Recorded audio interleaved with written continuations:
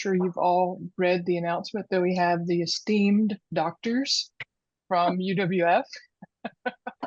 Jeff in his velvet jacket, his throwback from the 70s jacket, and Dr. Hastings is joining us from the office.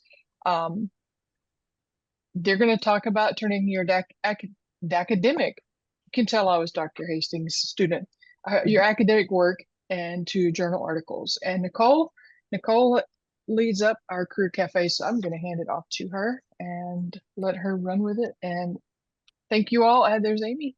Thank you all for joining us, and have a good time. This is going to be fun. So I'm so excited to have this event. It's been something that personally has been on my mind for a while, that you do all this work for your master's or your doctorate, and then what do you do with it, right? And so the idea was just kind of born out of a request from one of our members. So if you do have ideas for what you would like to see in our future career cafes, remember, it can be anything career focused or even academia focused. Feel free to put it in the chat or send us an email.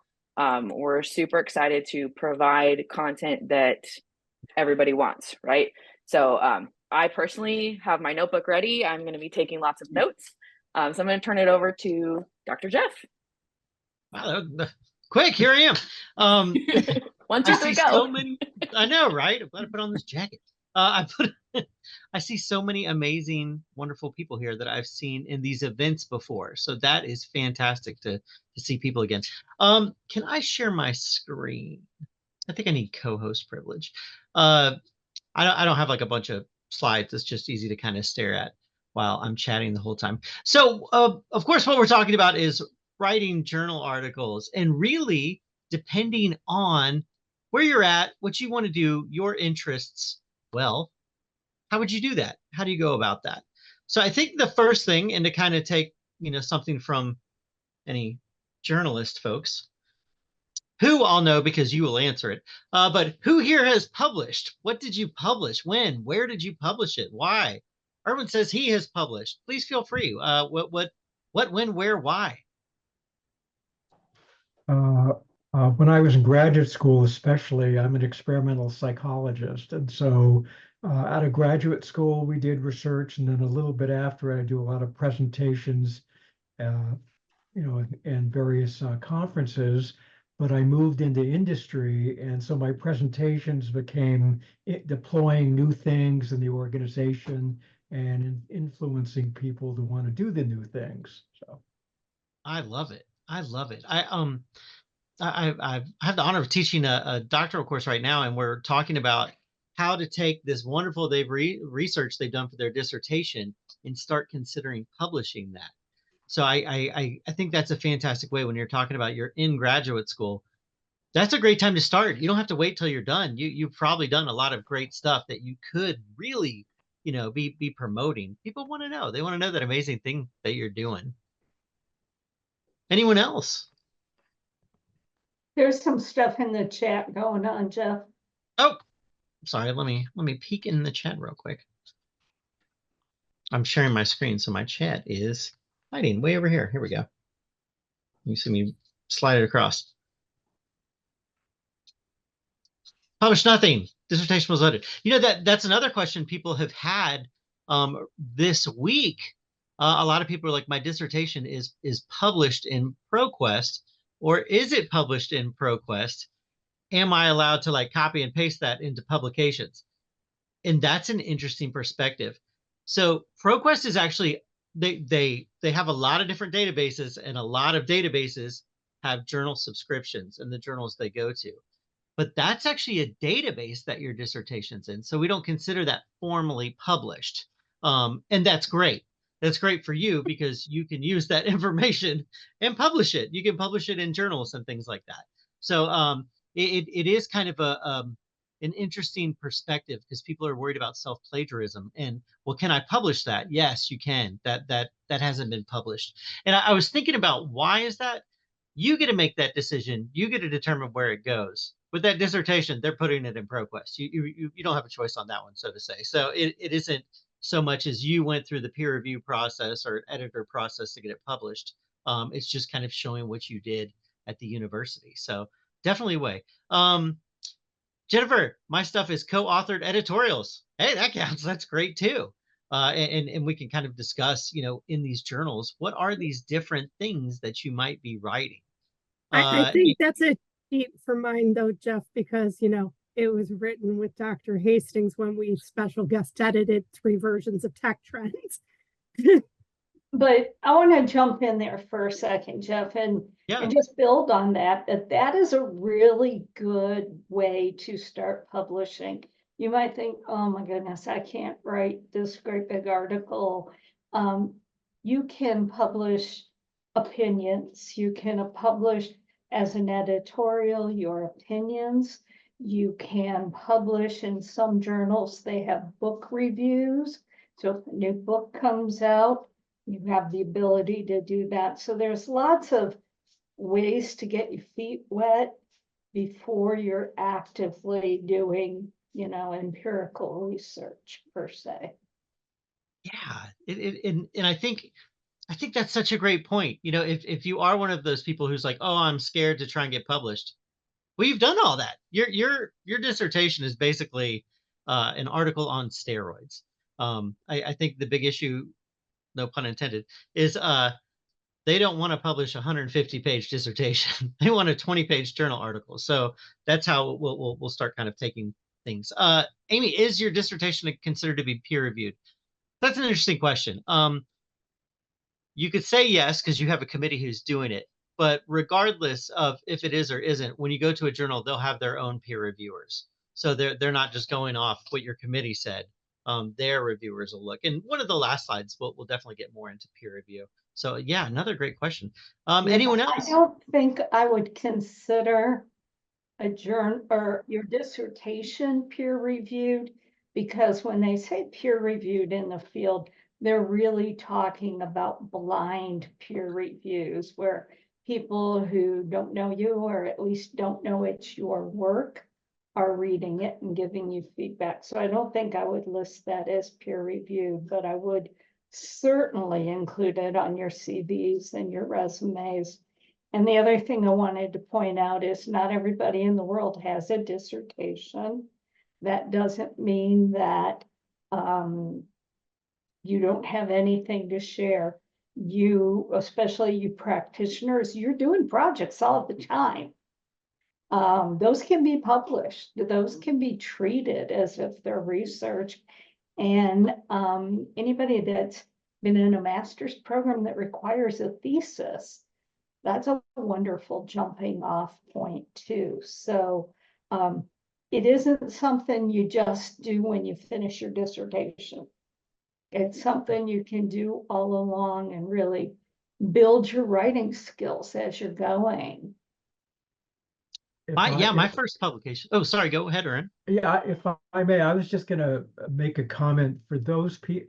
In academia, publications count a lot.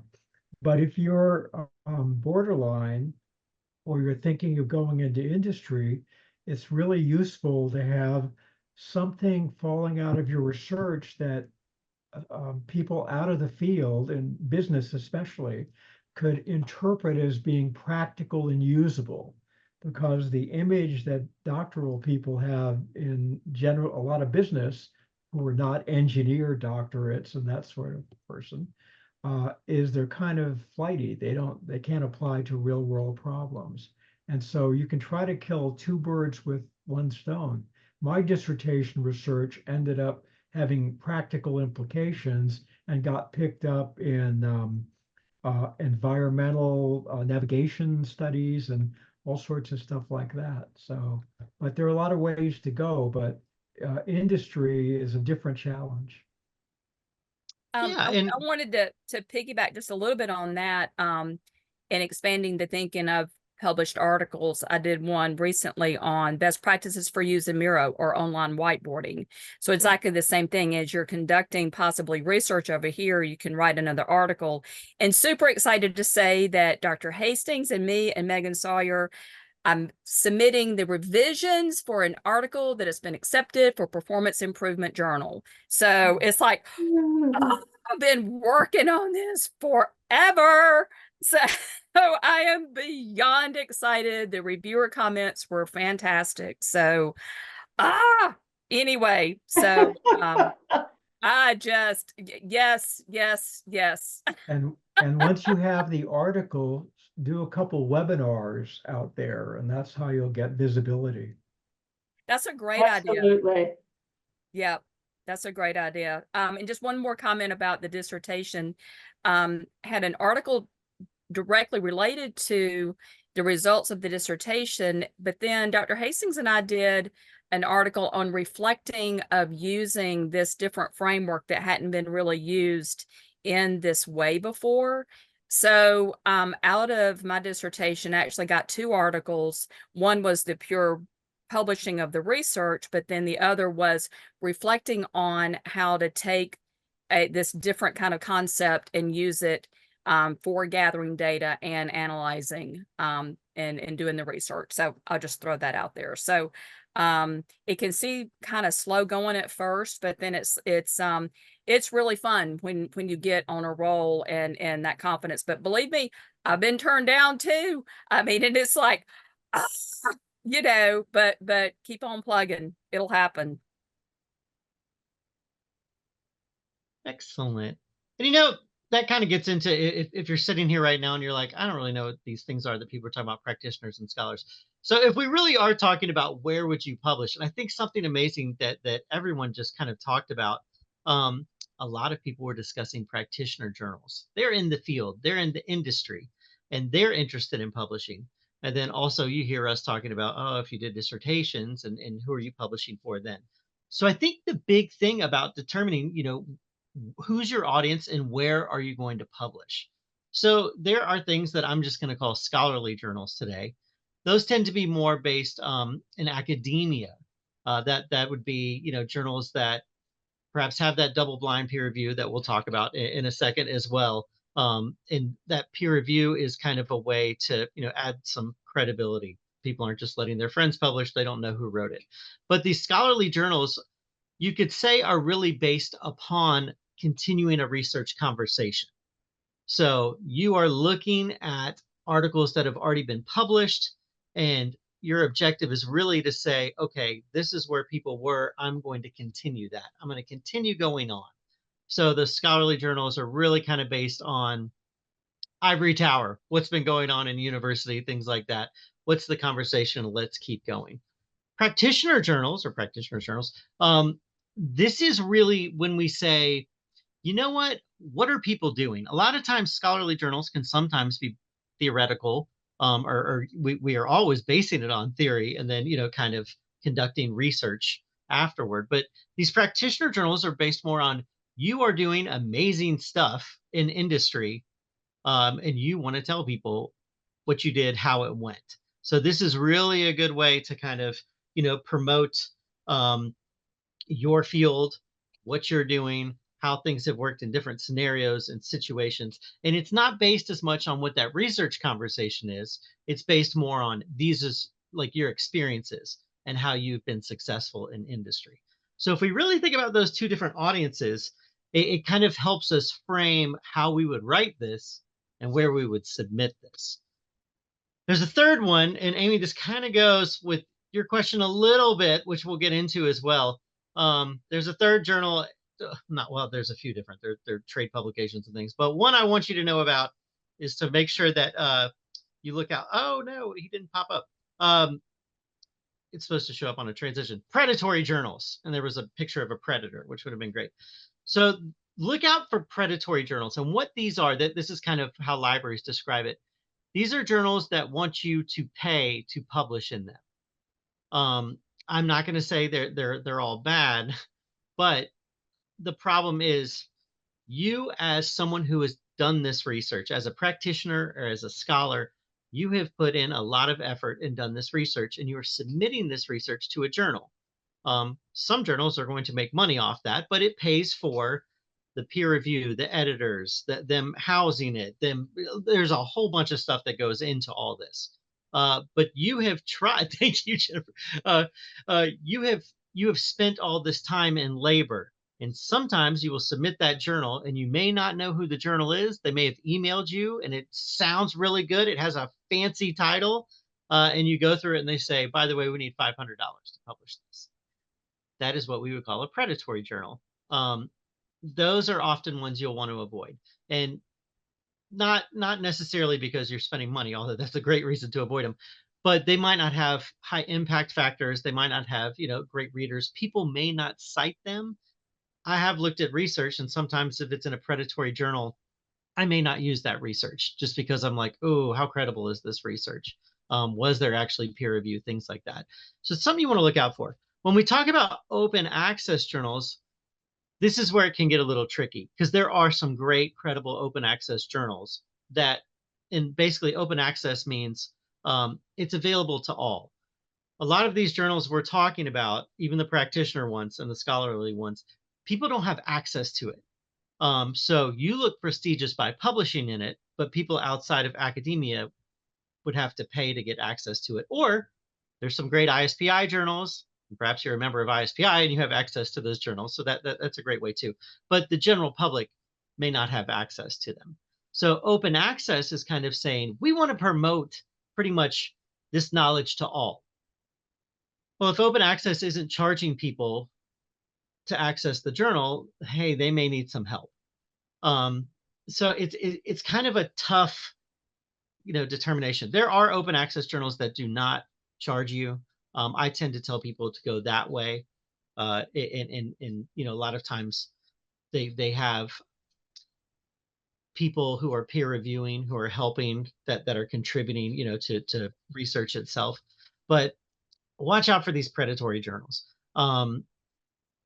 You can always email me. We're all together on this, so feel free to email me if you're like, is this a predatory journal? And I'm happy to look at it for you real quick. But there are those journals where you feel really good. You get an email. They're like, I just saw you published in Performance Improvement. How about sending something to my journal? I would like you to do something. I get these every time I finish a publication, and I look at those, and often I can creep around and be like, you want $500? That would be a predatory journal. So just something to kind of look out for. So practitioner journals are fantastic. They want to know what you're doing, and tell me that experience and what you did. Scholarly journals more based on that theory and how we're contributing to the conversation.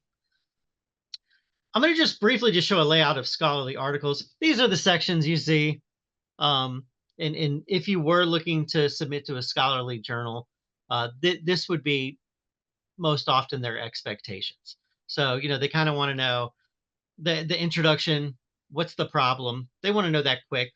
Try not to write 4 pages and then tell them the problem in the last paragraph. They want to know that in the first few paragraphs. What's going on? Why are you doing this? Why is it an issue?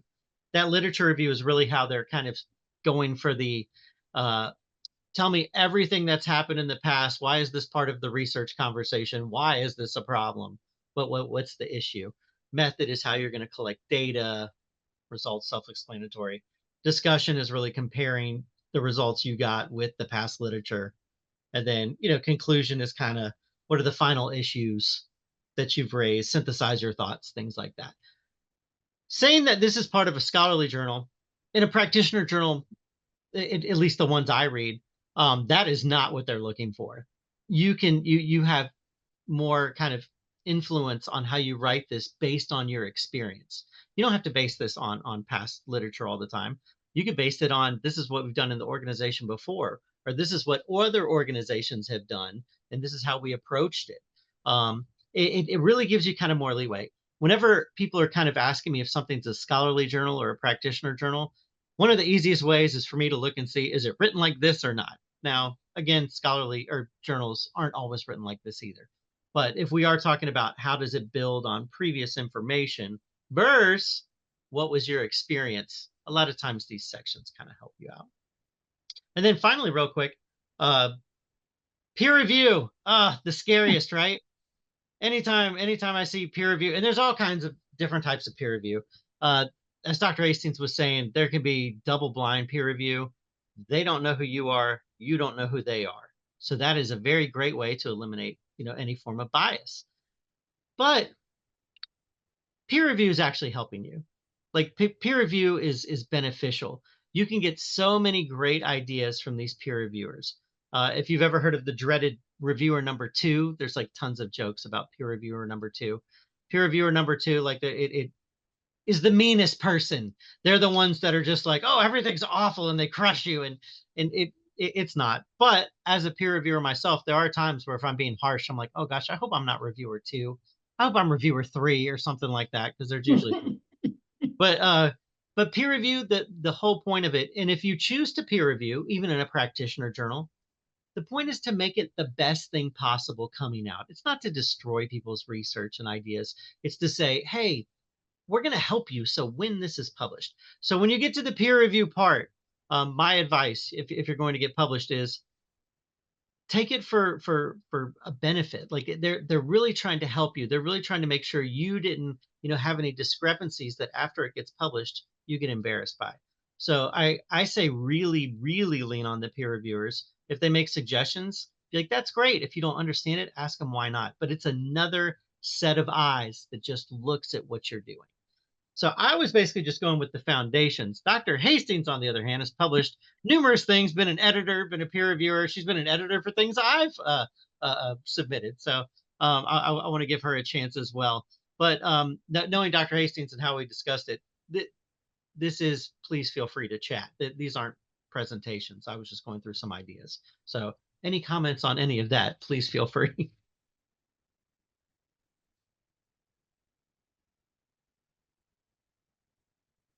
I'll get my giant smiley face off. There you So, go. Dr. Hastings, I will hand it to you for your input. So the first thing I'm going to say is, if you have a camera and you don't have it turned on and you don't have a 7-year-old in the background, please turn your cameras on. I want to see your smiling faces. And the remark about the 7-year-old was for Jenny. He went to another room. Good. Okay.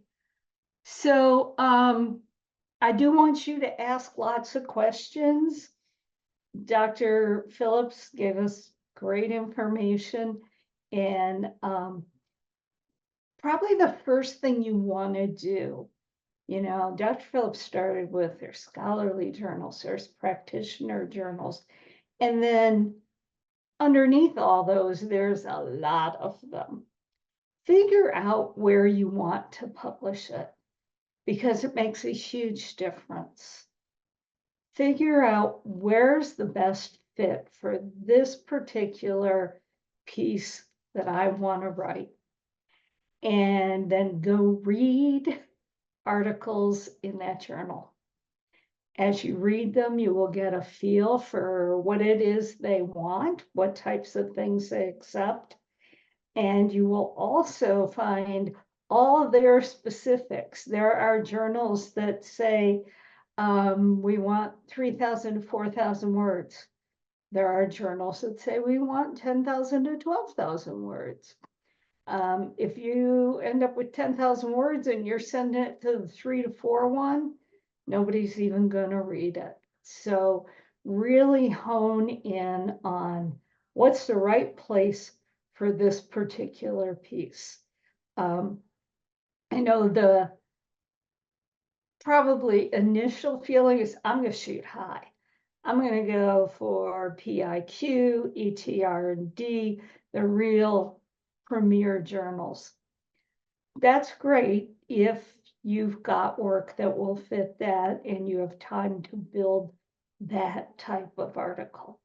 I will also tell you that those particular journals, specifically the 2 I mentioned, have really, really long turnaround times.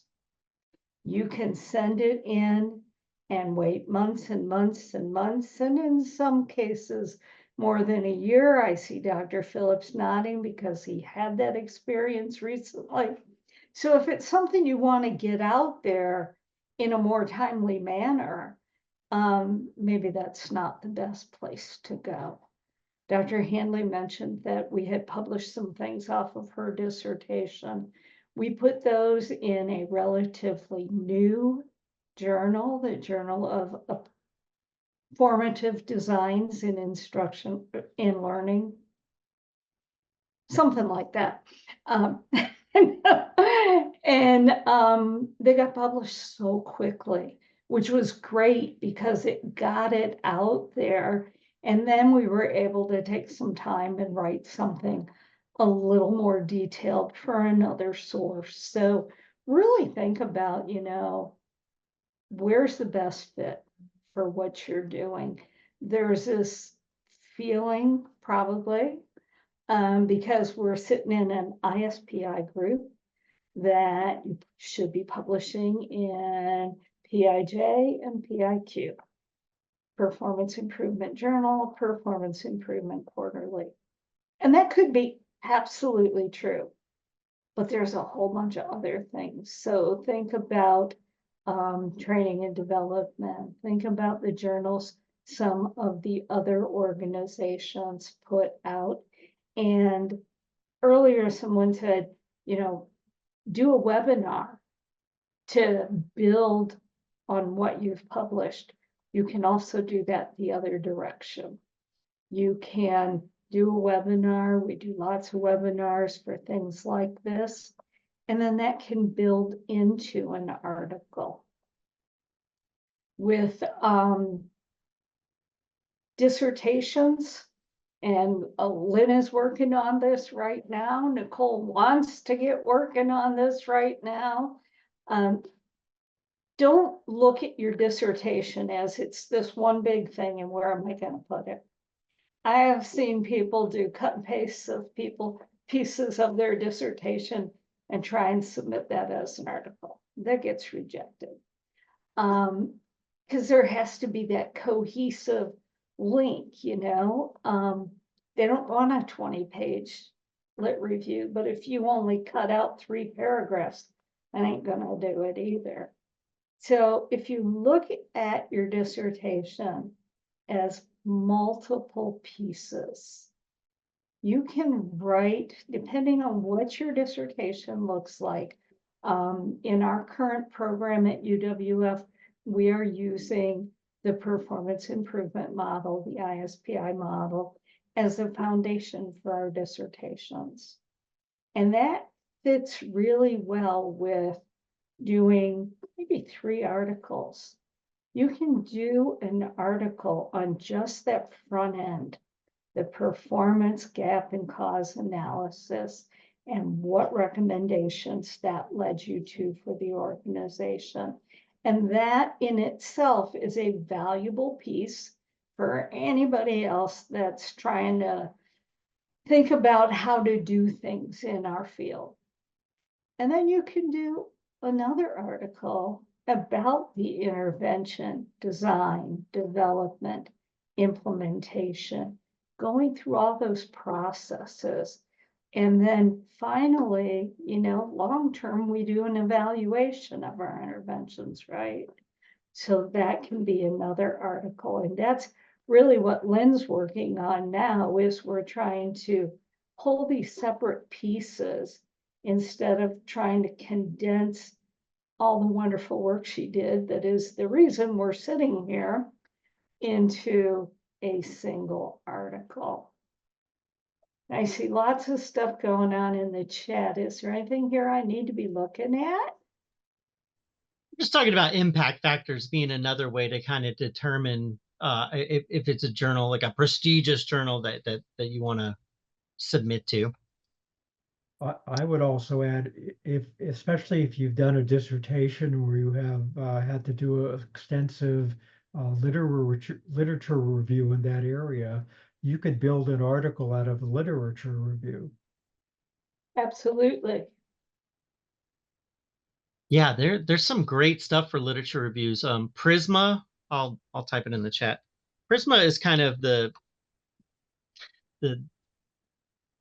gold standard of doing literature reviews now. Basically, you go and you look at the Prisma checklist, and it's like, did you identify this stuff, this stuff, this stuff, this stuff? And it just makes sure that it was very systematic. So yeah, I completely like what Erwin's saying. Literature reviews and fill out the Prisma and talk about all that hard work you did. with dissertations as well, and really with any of the research that you do, you don't have to be out there doing it on your own. Get a co-author, get somebody that you're working with. That's a person that you can bounce things off of and compare ideas. And so before you get to the blind peer review, so you've got your built-in peer reviewer and you're working together. Most folks that publish dissertations do so with their committee chair or all the members of the committee.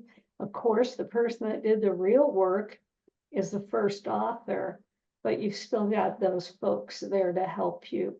And Jeff was talking earlier about when you get that peer feedback, and sometimes it can be a little brutal.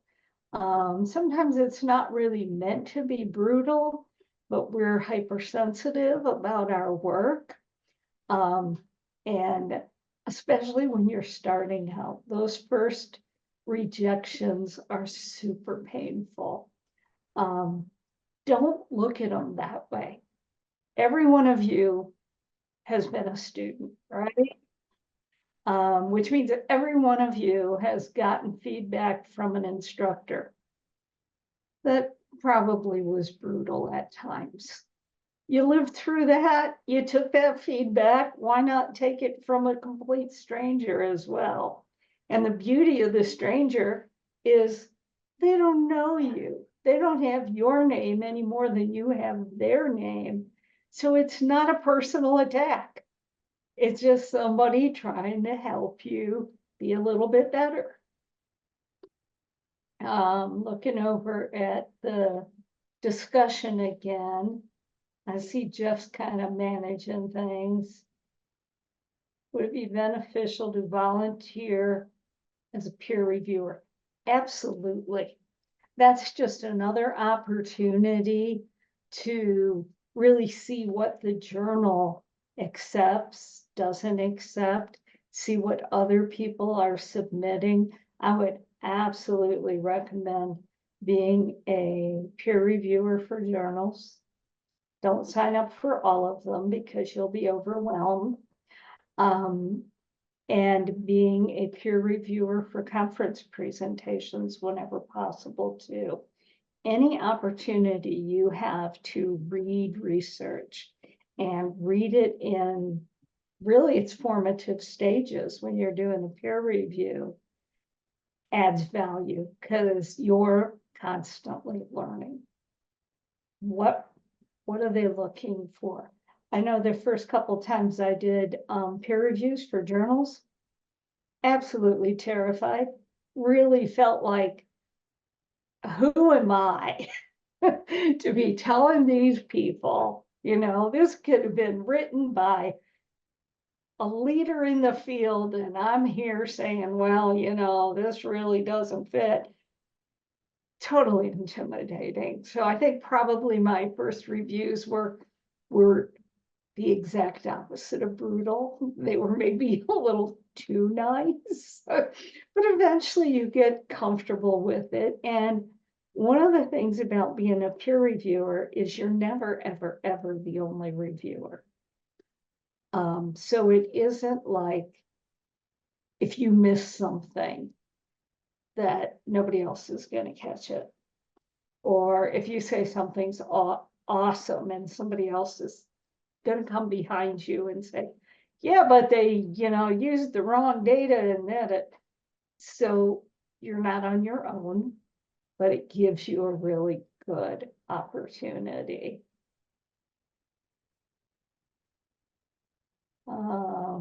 Imposter syndrome. Jenny's an expert on imposter syndrome. There's actually a question before that that's actually applicable to the conversation. How do you qualify to be a peer reviewer? Most journals, there is a really simple process where you submit your name and your information to the editor. Jeff, do do you want to expand on that? Because I've been reviewing for the same journals for so long, I don't even remember if anybody was like, well, what do you know to be here?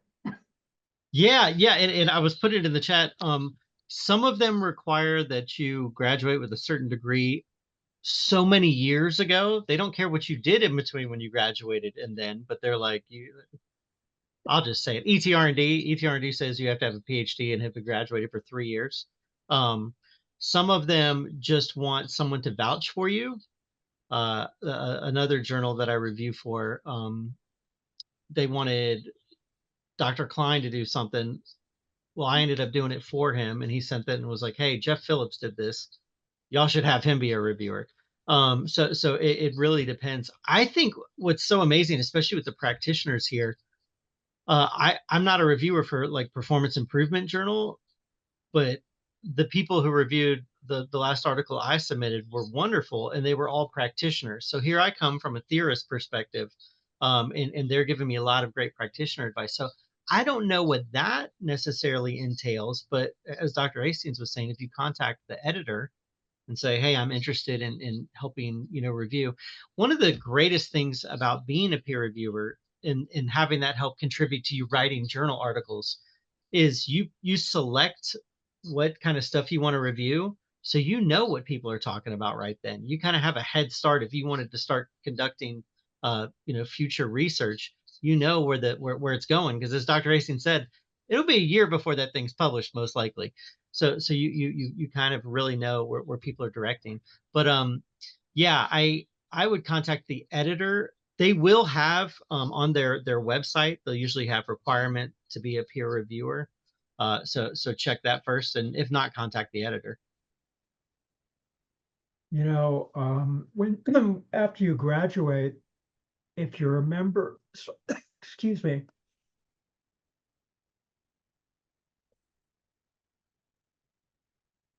if you're a member of a professional group, like one of my memberships is with the Society for Organizational and Industrial Psychology, they have, and many other organizations have annual conferences where they're doing poster sessions and reviewing articles for presentation and so forth.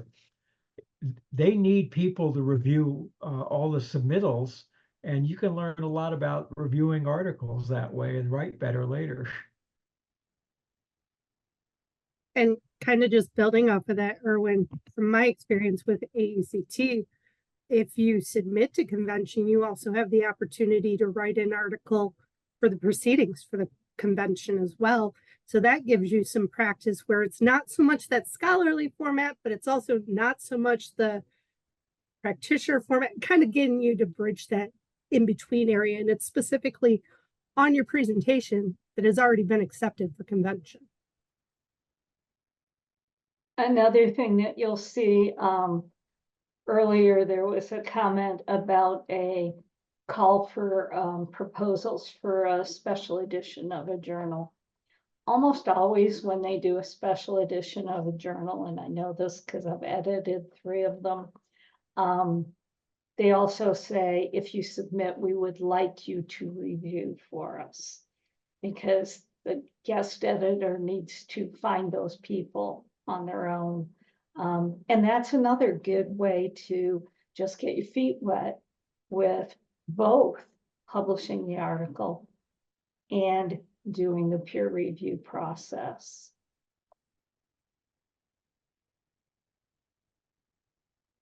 Scrolling back here, are there any other questions that we missed? Things that are on your mind? Nothing on your mind. Okay, great. Dr. Hastings. Yeah. I do. So I can't remember, it's up in the chat, but they call for proposals. How do you get on those kinds of mailing lists? I have like the call for conference presentations, for AECT and ISPI and Training Magazine and all that. I get those, but I don't get any call for proposals for articles. A lot of times those come out in like social media. If you're in AECT, one division will decide they're doing a special edition of a journal, and they'll share that on Facebook, and then every other division will share it on their Facebook and LinkedIn pages and so forth.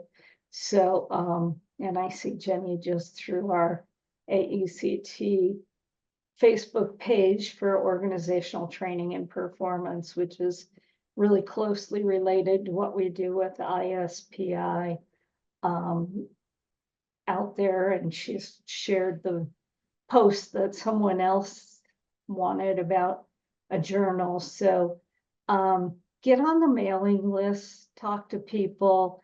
I don't know of special editions that have been done with PIJ or PIQ, but I'm sure that if there were, those would go out to the people who are members, the people who are on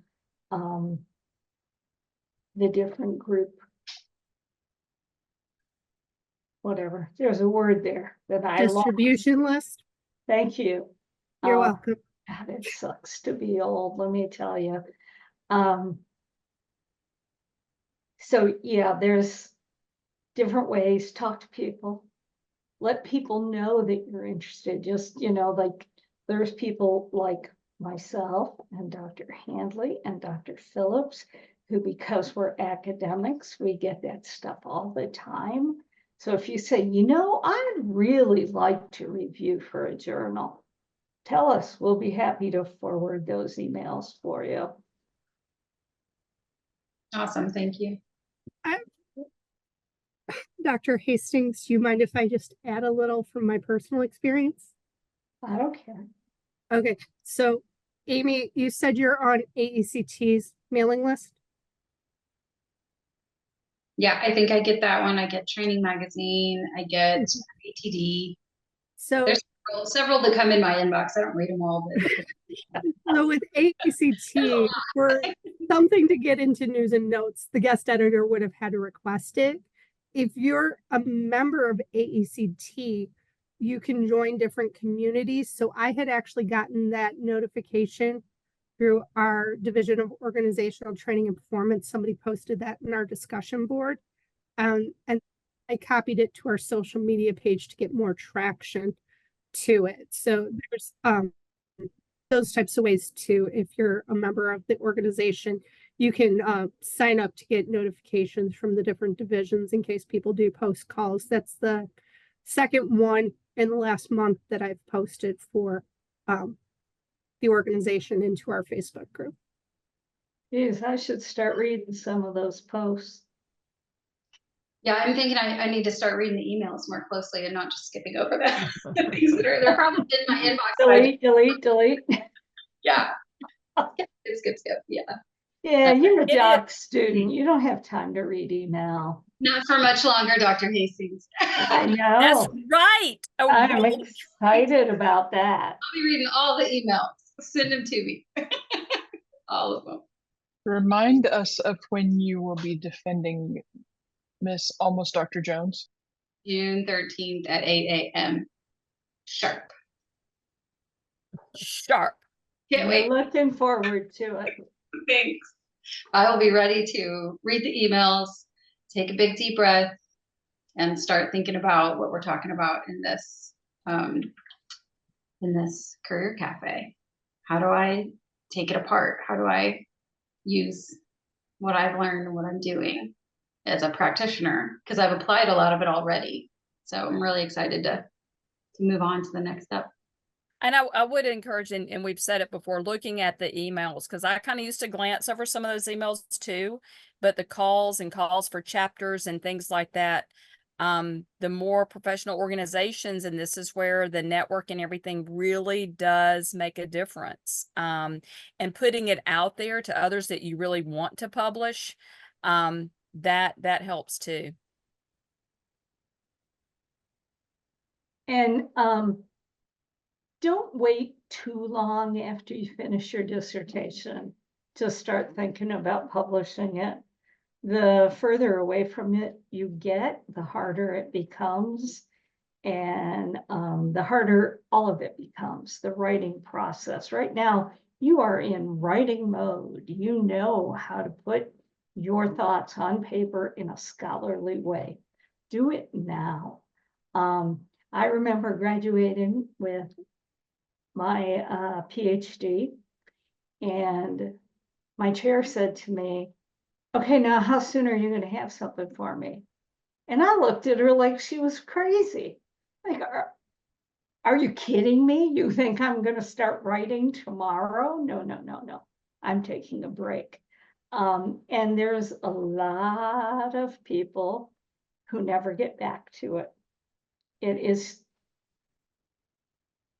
funny, the number of people who will say, you have to publish it, but they never publish their own.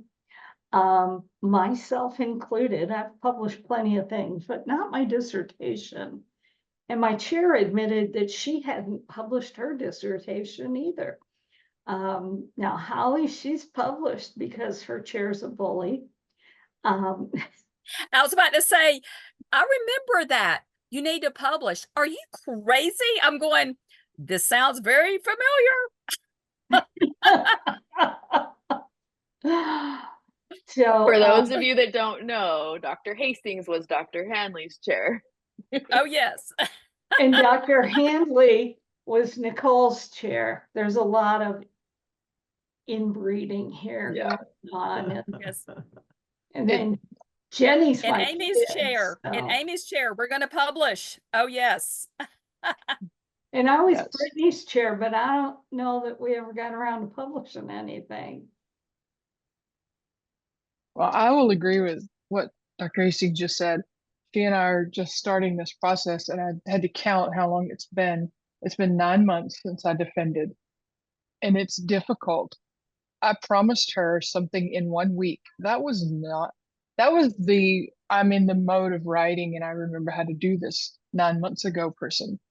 This person is saying, next week I'll have you something, Dr. Hastings.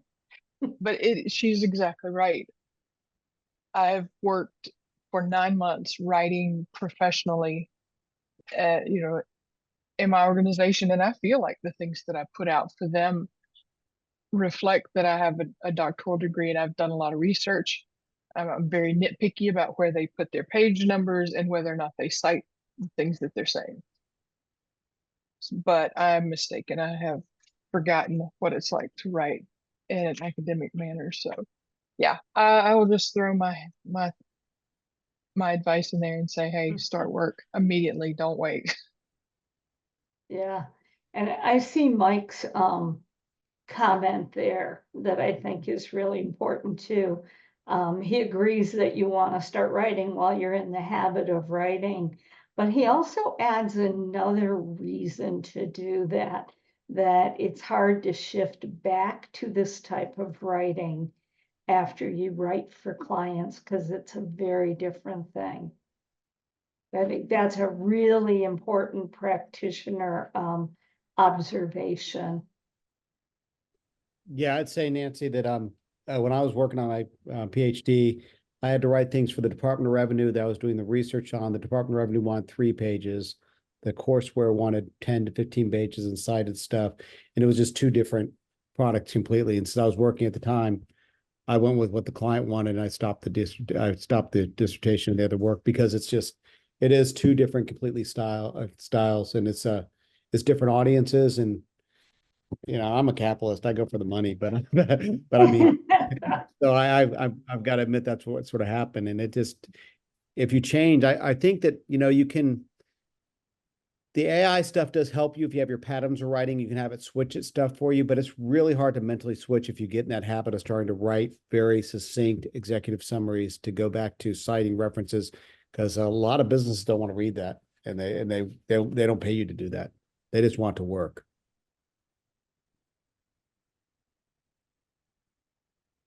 And then there's the mention of AI. That's something we really have to be careful about. Using AI to brainstorm ideas is great. Using it to help write part of your article No. And there are AI detectors out there. I had an opportunity to kind of test the validity of one last week, and I was pretty impressed. It picked it up very quickly. So that's another thing we have to watch out for as we're doing our reviews and stuff too. Earlier, when we were talking about reviewing for journals, I got a list for Tech Trends reviews for this month, and we have like 25 different things that need to be reviewed. And the editor sends it out to all the reviewers and says, hey, who's interested in this? Let me know if there's specific articles. And I swear probably 20 of the 25 had something to do with AI. Just seems to be the only thing anybody is researching right now. So that's kind of interesting.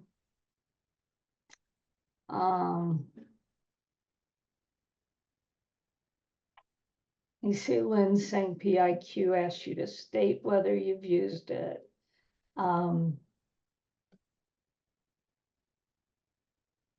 Amy, it's hard to shift into academics. So both directions, very difficult to make that transition.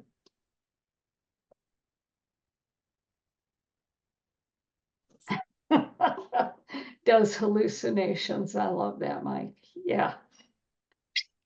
I think one interesting thing when people are talking about the difference between academic writing and practitioner writing, I think one thing that took me a long time to kind of realize in academic and scholarly writing is that you really don't want to write like too pretentious and erudite and things like that. I used to think that was kind of the way. And so if you are someone who's concerned about writing an article and thinking, oh, I don't write in that, extremely academic way, that's probably a good thing, to be honest. You want to write so people can understand your ideas. And sometimes we get a little mixed up on writing for journals, thinking we need to write this on such a high level. But it's so important just to make sure, your ideas across. You don't have to make it hidden behind a bunch of intense adjectives.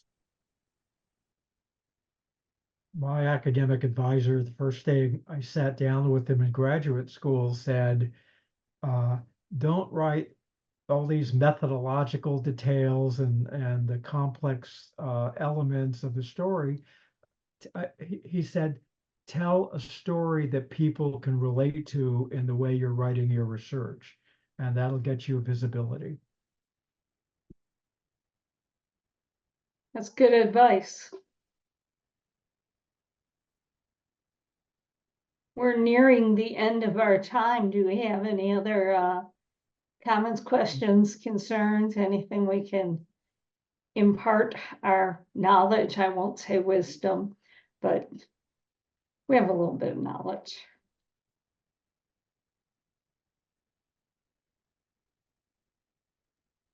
Yeah, I think one last thing going off with Erwin said, Vanessa Denton told me, impress me with your ideas, not with your writing.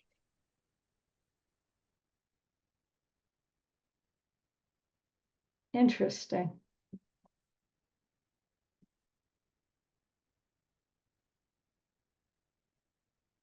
Okay, well, I'm going to turn this back over to Lynn and Nicole, and thank you for inviting us to chat with everyone this evening. And if you have questions later, feel free to reach out to myself or Dr. Phillips. Thank you, Dr. Hastings. I added a post-event survey link in the chat. If you would just take a moment. It's 5 little questions. It won't take you long at all.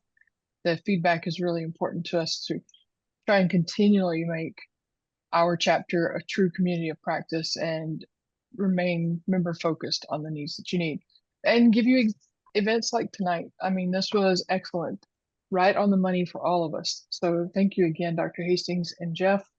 Dr. Phillips, yeah, he's still with us. He's just a little black box down in the corner now. That jacket was too hot. I can't show myself without it. I know that velvet jacket. Kept expecting you to break out in like disco fever or something. I did. That's why I turned the camera off. That's what that is, yeah.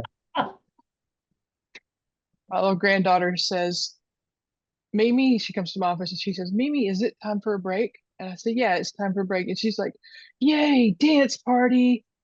And she expects me to get up and dance.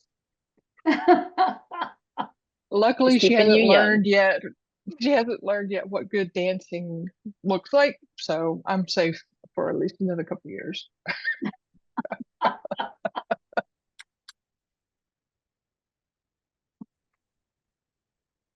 Well, thank you again to Dr. Phillips and Dr. Hastings. This was most informative. I have 2 full pages of notes. This is super good. Again, events like tonight were brought on by needs of our members. So if you have ideas for future sessions, even if you think it's a crazy idea, let us know. I mean, we're all about crazy ideas and providing opportunities for us to just chat and network with each other on topics that are important to us and important to our work. So thanks for joining us.